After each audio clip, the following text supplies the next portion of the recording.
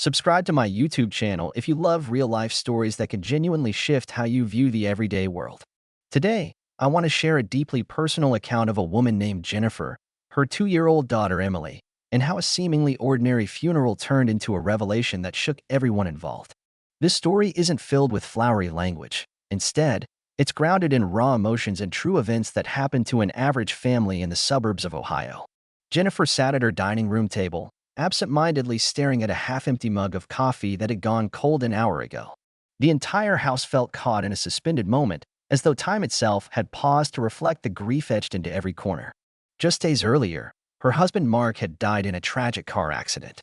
He was only 35, full of dreams about starting his own small contracting firm. Now, all those plans were abruptly halted.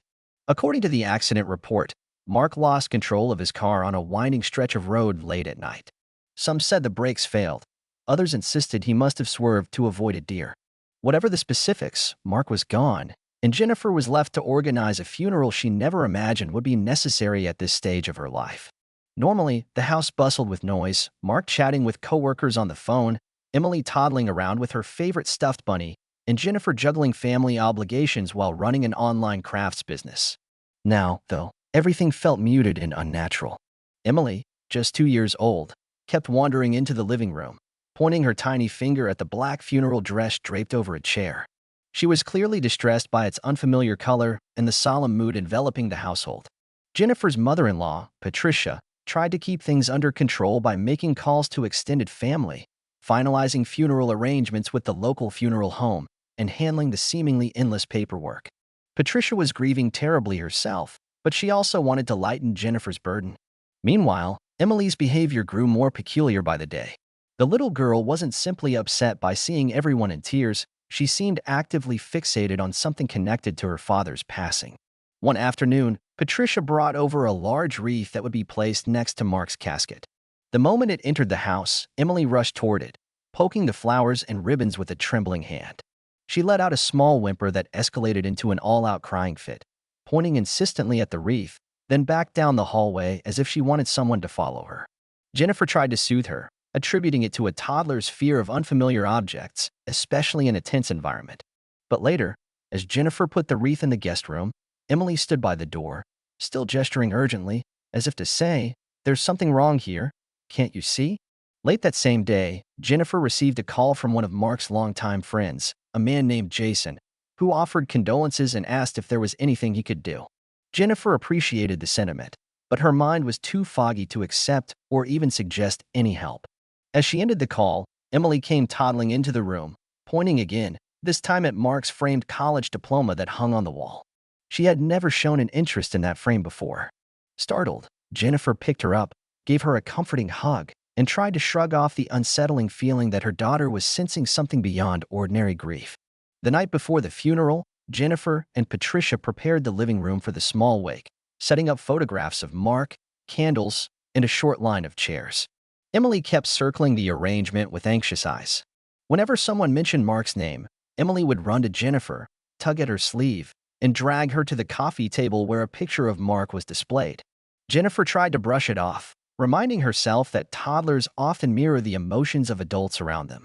Yet deep inside, she felt a pang of something akin to alarm. Jennifer's close friend, Rachel, arrived to help with final details. She was the kind of friend who could handle tough situations calmly, and Jennifer was grateful for her presence. While Rachel was discussing the funeral schedule, Emily dashed in from the hallway, grabbed Rachel's hand, and pulled her toward the framed photo of Mark. She pressed her small finger firmly against it, then turned to Rachel with a look that seemed almost imploring. Rachel gently asked, "What's wrong, sweet girl?" But Emily just kept pointing, wordlessly. By the time they turned in for the night, Jennifer was exhausted and numb. She had lost count of how many times Emily pointed at Mark's pictures, the wreath, the hallway, as though every symbol of her father's passing carried a hidden message.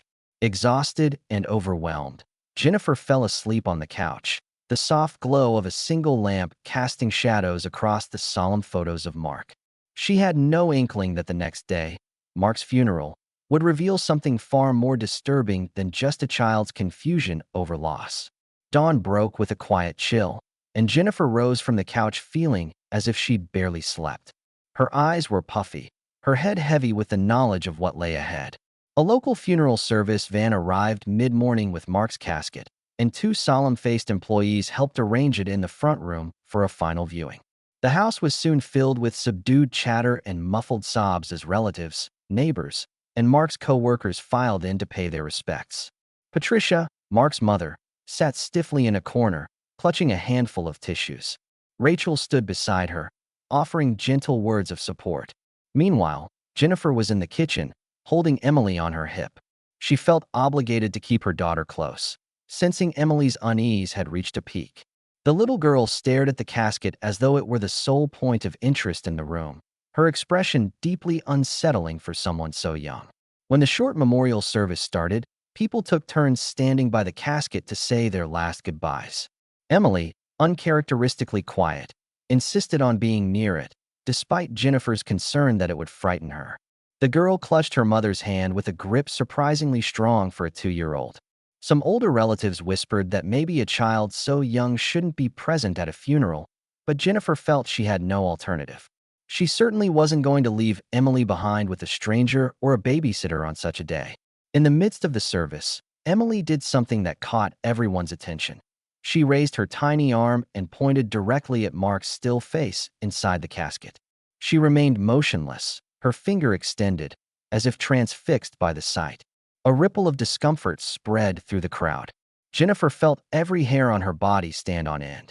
It was as though Emily was trying to say, "Look, can't you see something you're all ignoring?" Seconds later, Emily began to whimper, tears welling in her eyes. Jennifer gently pulled her away, but Emily squirmed, reached out again, and resumed pointing. The funeral director, an older gentleman named Mr. Coleman, observed this from across the room.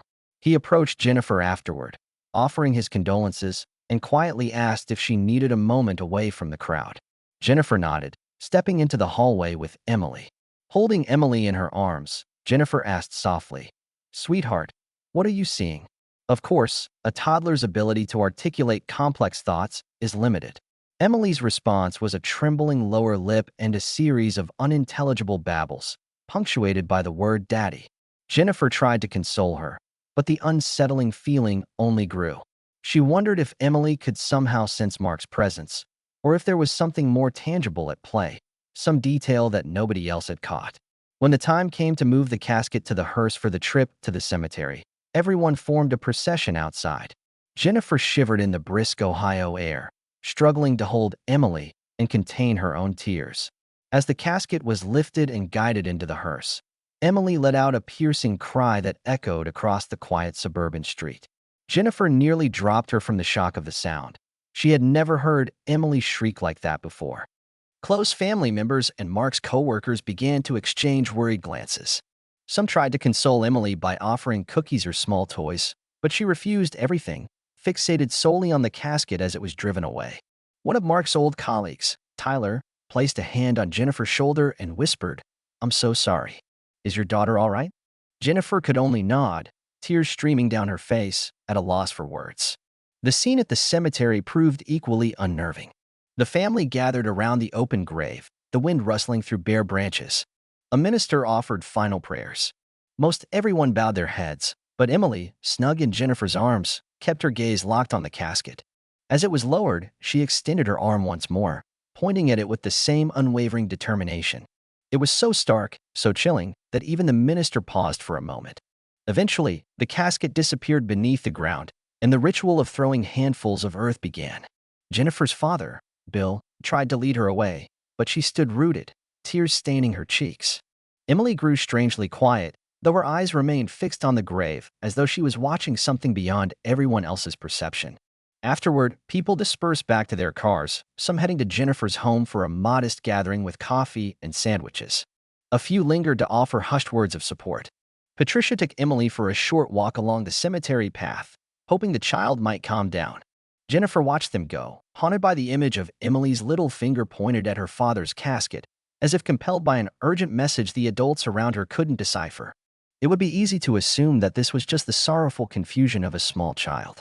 However, as the days unfolded, Emily's persistent pointing would lead to a revelation no one in the family could have anticipated. If it wasn't just grief, and Jennifer was starting to suspect it wasn't, Then there had to be more to Mark's death than a simple accident on a dark stretch of highway. By the time a week had slipped away, Jennifer felt like she was living in a permanent twilight. The funeral was over, but the oppressive weight of loss remained. Whenever she glanced around the house, she saw reminders of Mark everywhere.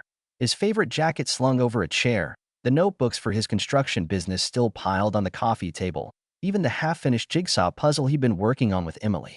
Emotionally, she was stretched thin, and the tension within the extended family only added to her burden. Mark's parents occasionally argued in hushed tones about who was responsible for letting him drive that night. One side believed he was overtired from working too many hours. The other insisted there must have been a mechanical failure in the car. The tragedy had opened old wounds and fueled resentments that had simmered beneath the surface for years. Then there was Emily's continued fixation. The little girl still pointed to photographs of her dad and any items that belonged to him, but her behavior had evolved. She no longer merely pointed with a casual curiosity. Now, she often tugged at Jennifer's sleeve and led her to places in the house where Mark's presence lingered: his old desk in the study, the garage where he stored his tools, or the top shelf of the bedroom closet. It was as though Emily sensed that something crucial was hidden in plain sight. Late one evening, Jennifer was in the living room, absent-mindedly flipping through one of Mark's sketch pads. He had been planning to expand his contracting business, and the pages were filled with notes about supply costs, potential clients, and rough diagrams for remodeling kitchens and bathrooms. She sighed, thinking it was just mundane paperwork. But when she glanced up, she noticed Emily standing in the doorway, pointing to the pad. For a moment, Jennifer froze. Emily's expression was grave, her eyes reflecting a seriousness uncharacteristic of a toddler. A few minutes later, the phone rang. It was one of Mark's coworkers, a man named Brandon, who had missed the funeral due to travel. He offered condolences, then lowered his voice, telling Jennifer he had important information about Mark's last few days at work.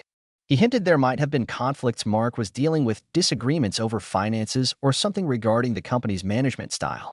According to Brandon, Mark had confided in him that he'd discovered questionable practices, but hadn't specified what those were. Jennifer listened, her pulse quickening. Could Mark's death have been tied to some unresolved conflict at work? She fought back the urge to jump to conspiracy theories, but the timing of these revelations was difficult to ignore. When she hung up, Emily tugged at her sleeve again and pointed at the hallway leading to Mark's study. Jennifer gently lifted her daughter in her arms, decided it was time to check every nook and cranny for anything that might be a clue. The next day, after dropping Emily off with Patricia for a few hours, Jennifer began a thorough search of the study. She opened desk drawers, sorted through bills, and rifled through a cabinet full of trade magazines. But nothing screamed secret documents or hidden evidence. Feeling mildly foolish, she wondered if she was letting stress and grief turn her into a detective in her own home. Yet she couldn't shake off Emily's insistence. That afternoon, as soon as Jennifer picked up Emily from Patricia's house and brought her back home, Emily once again pointed toward Mark's study. This time, the little girl actually walked inside and stopped near a tall bookshelf lined with binders and manuals.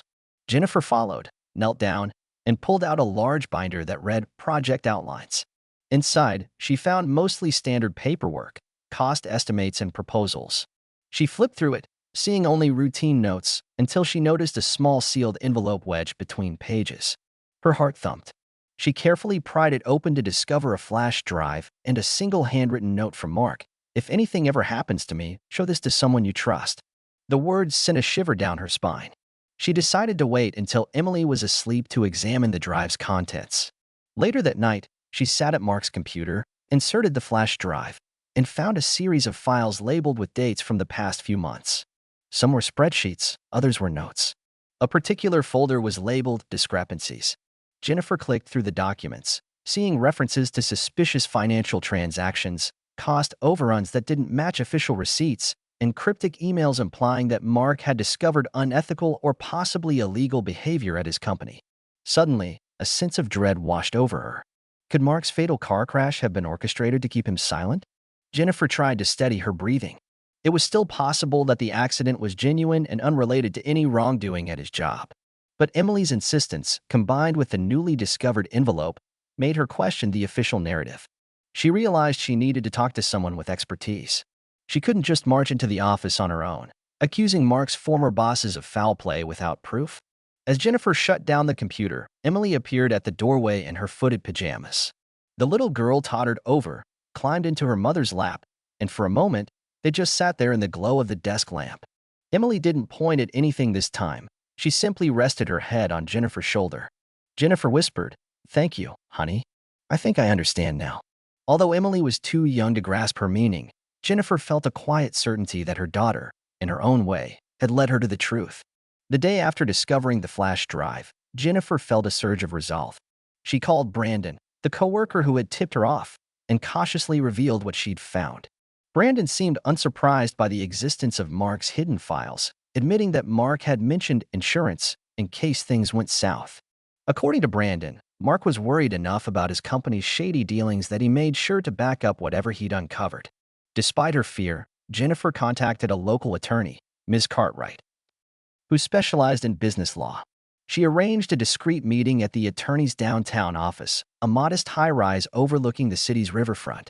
There, Jennifer presented the note and the flash drive. Ms. Cartwright glanced through the files, pursing her lips at the incriminating numbers and references to potential fraud. She explained that it would likely require an official investigation to determine whether Mark's death was in any way connected to the corruption suggested by these documents. Torn between hope and dread, Jennifer agreed to let Ms. Cartwright move forward, at least to gather preliminary info. Meanwhile, she struggled to maintain a semblance of normalcy for Emily, who still occasionally pointed at Mark's items but no longer did so with the same urgency. It was as if the toddler sensed that her mom had finally acknowledged the truth behind Mark's last days. News travels quickly in a small city, and word soon reached Mark's former colleagues that his wife had hired a lawyer. A few nights later, Jennifer received a strange call from an unknown number. The voice on the other end was muffled, warning her to drop whatever nonsense she was pursuing. Shaken, she immediately ended the call. That same evening, Emily pointed at the front door repeatedly, then made a small whimpering sound before pressing herself against Jennifer's legs. Jennifer's heart raced. It felt like Emily was reacting to some invisible threat looming around their home. Determined to keep her daughter safe, Jennifer reported the incident to the police, who made a note of it but offered no guarantees. She also installed a new security system. Anxiety weighed on her heavily, but she tried to remain composed for Emily's sake. Patricia came over more often, helping with meals and childcare so Jennifer could focus on the legal aspects. Things escalated when Ms. Cartwright discovered that the suspicious transactions indicated involvement by high-level management at Mark's company. If Mark had been digging into their financial records, he might have become a liability they decided to remove. However, proving a direct link to his fatal accident was a tall order. There were no eyewitnesses, and no evidence of tampering with the car had been documented at the crash site. The official police report cited driver error and poor weather conditions as the primary cause. Still, one detail nodded Jennifer: Mark had been a careful driver. He was meticulous about car maintenance and had never driven recklessly.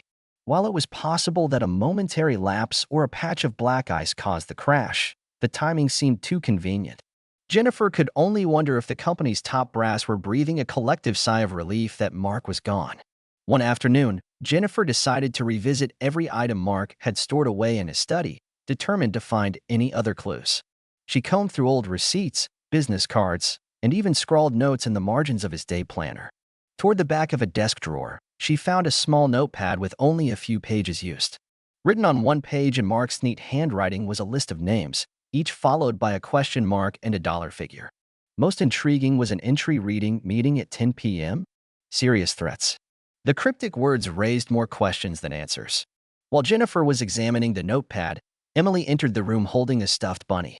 She walked over to her dad's desk, placed the bunny gently on the surface, and looked up at her mother. Jennifer picked Emily up, trying to keep her trembling hands steady. After all the heartbreak and stress, she felt a wave of gratitude for her daughter's uncanny intuition. Without Emily's persistent gestures, Jennifer might never have uncovered Mark's secret records. Later that evening, Brandon called again to update her. He confirmed he'd heard rumors around the office that Mark was on the verge of blowing open a large-scale fraud scheme. While Brandon didn't have proof that Mark's death was orchestrated, he believed the leadership was capable of dirty tactics. Jennifer thanked him for his help, her mind racing with possibilities. In spite of the fear, something in Jennifer shifted. She no longer felt powerless.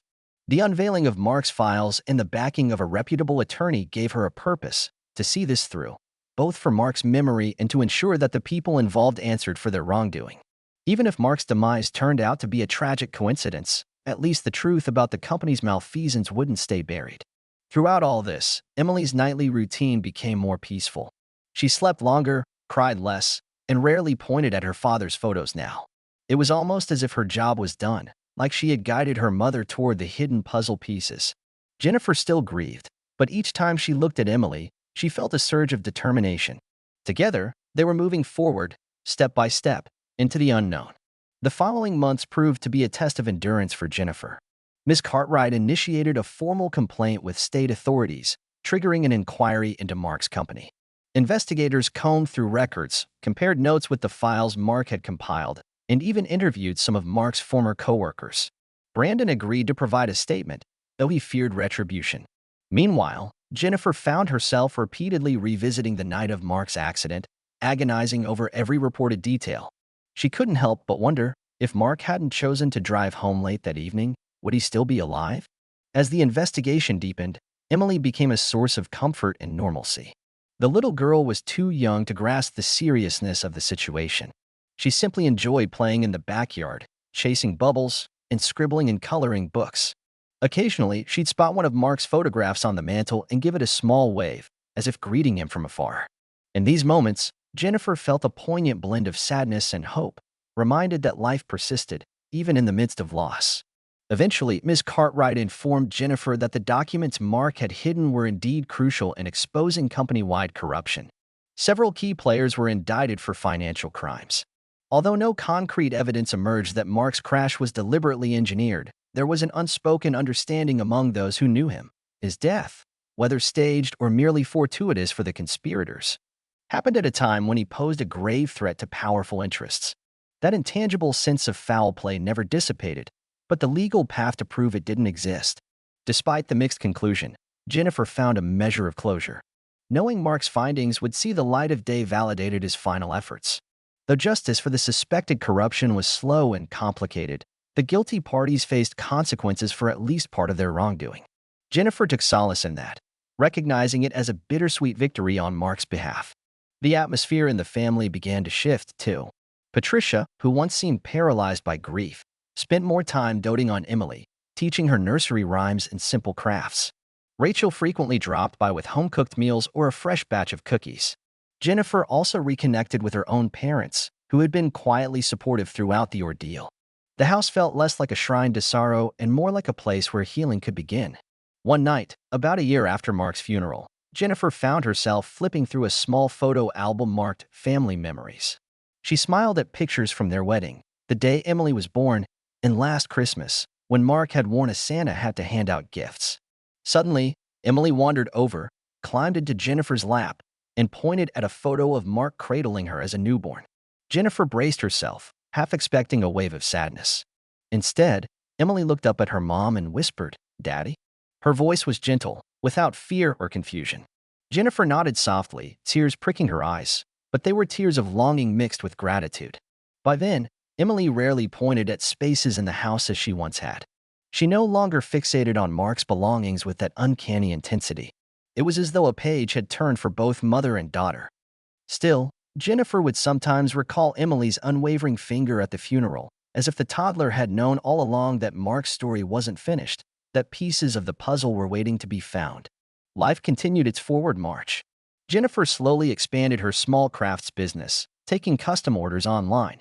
She also met with a grief support group, realizing that sharing her experiences helped her process the complex emotions swirling inside her.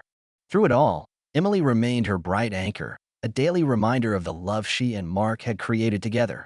A final sense of resolution came when Ms. Cartwright confirmed that the corporate investigation concluded with multiple convictions for financial fraud.